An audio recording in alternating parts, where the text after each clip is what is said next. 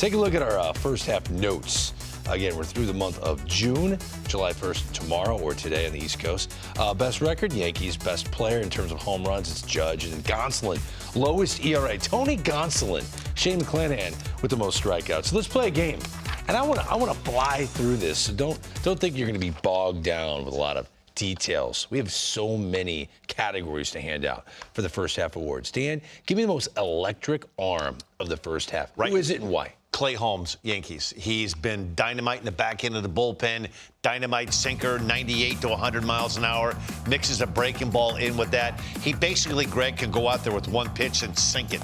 He has just come a long way in a short period of time, and he has taken over that back end of the bullpen. All right, now, pay attention at home who we're giving these accolades to. And if you disagree with any of this or we're leaving somebody out, let us know. Where do they let us know? At Plesac19. At Plesac19. Bo, the best defensive play of the year is what and why?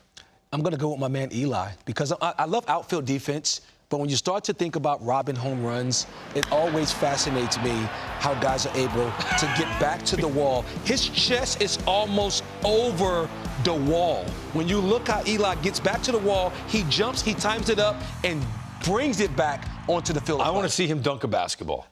He definitely can dunk. He may be able to stand right underneath the rim and go up and dunk. The best 2020 hindsight offseason move is Tyler Anderson signed by the Los Angeles Dodgers. No one saw Tyler Anderson putting up an all-star caliber first half.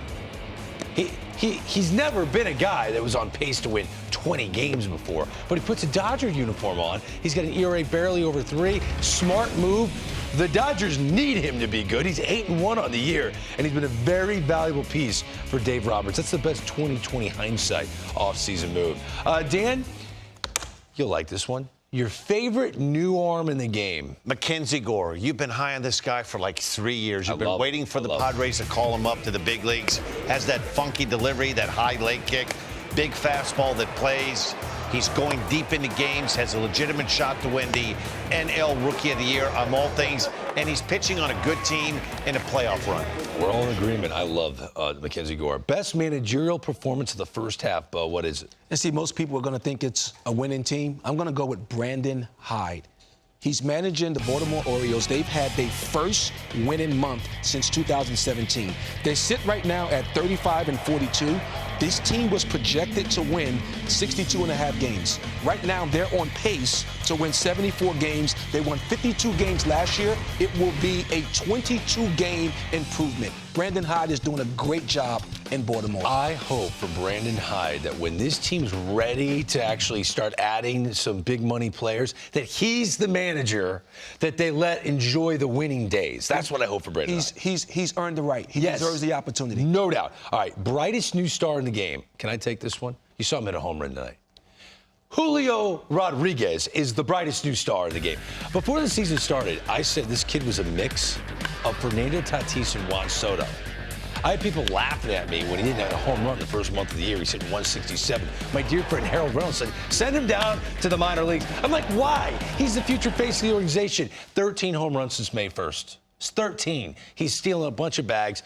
Gold glove caliber center fielder. He's the brightest new star. Dan, best single game pitching performance of the first half. What was it? It's about 24 hours ago. Sandy Alcantara, Marlins. Of the year? Old school. How about 117 pitches, 9 innings, couple of walks, 3 punch-outs, and he talked his manager into leaving him in. And what does he get? 4-6-3 double play to end it. Old school, 117 pitches. In my opinion right now, the best starter in the game. He was treated like an ace. I hope that's a trend in the game. And speaking of trends, what's your favorite new trend in the first half of 2022, Bo? I love offense. My favorite new trend is the universal DH. I love the fact that you now get another bat into the lineup. The pitchers are no longer hitting. No offense, Dan, but I do not want to see the pitchers hitting. I want them to pitch. I love to see the mashers mash.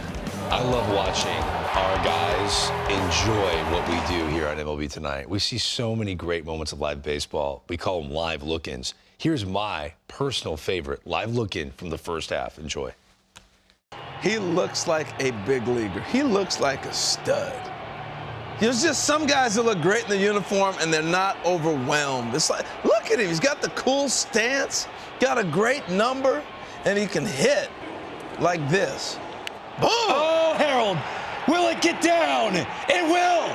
Bobby Witt Jr.'s first big league knock draws a standing ovation in the K, and the Royals have a 1-run lead. How good is Harold Reynolds?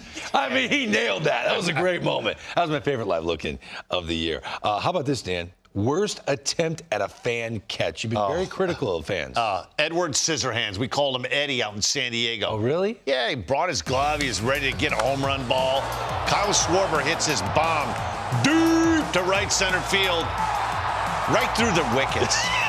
Look at this. Hits him right in the boiler. It bounced up and almost hit him and knocked his tooth out. Poor Eddie. Come on, Eddie. I'm trying to catch it like a football. All right, hey, Bo. Best single game offensive performance by a hitter this year is what? The only thing I'm missing is my pearls. If I had my pearls, it would make this even better. But my man Jock, he had a performance this year. You talking about swinging the pole. In the third, I'm going to go on and I'm going to clip you for a 2-run homer. He comes back in the 5th, and he hits another homer. Comes back in the 8th, then he hits another homer. Then he goes a single to tie the game. When you think about that night, Jock Peterson was in the middle of everything. He hits the go-ahead homer, he hit the single to tie it, and then comes back and helped them win it. And that was May 24th, my birthday. I remember that. Wow. Jock Peterson had a big game. My favorite home run celebration of the year took place last night. Josh Naylor is bananas. And I'm crazy too. So I appreciate a good cuckoo performance. He walks it off and just needs someone to headbutt hard. Terry Francona putting a helmet on? This is unbelievable stuff. Josh Naylor is the best home run celebration of the year. Dan, the reliever of the first half so far, your best reliever. Slam dunk, Josh Hader. He's the best reliever to ever put on a Milwaukee Brewers uniform. He's been virtually unstoppable all season long. Reliable, dependable. You can count on him every day. He can pitch multiple innings. He hasn't yet, but he's the best reliever in baseball right now, and he's having a great season. You do know you wore a Milwaukee Brewer uniform. I do. You still are the all-time saves leader. I won't be for very much longer because he's going to blow right by me. All right, Bo, the most improved hitter in the sport is who? I'm going to go to Toronto. My man Kurt, he's going to be an all-star too. When you look at what he's been able to do offensively, last year in 60 games, stat line 242, 764 OPS, and in 67 games this year, he's 319, 929 OPS. He already has 10 home runs. He's done a great job of revamping his swing and has been productive in a highly productive Toronto Blue Jays lineup. He's one of my favorite players in the sport. He's an all-star. Alejandro Kirk, 5'9", 265 pounds. 5'9", His whole bat is a barrel. I love it. You're right. Yes. I love it. The game of the year, our final accolade. There are a lot of great games so far, the first half of the 2022 season. But the game of the year is the Josh Naylor game. Not the one you saw last night. No. This is the game in which Josh Naylor against Liam Hendricks tied the game with a grand slam. He tied it, only to eventually win it. He had 8 RBIs, and he lost his mind again. We could have showed that. I mean, I like that celebration more because he went down to the dugout, he threw his helmet, he started punching stuff, and threw cups everywhere. There's something about Josh Naylor. I need to hang out with Josh Naylor. Yeah, when he touches home plate, look out. If it's a big one, get out of his way. It's like Dan when the snack card comes. Oh, yes. In Studio 3. When the snack card comes, everybody run out. Get out of the way. Dan's coming. He's grabbing popcorn, M&Ms. It's going to be bananas.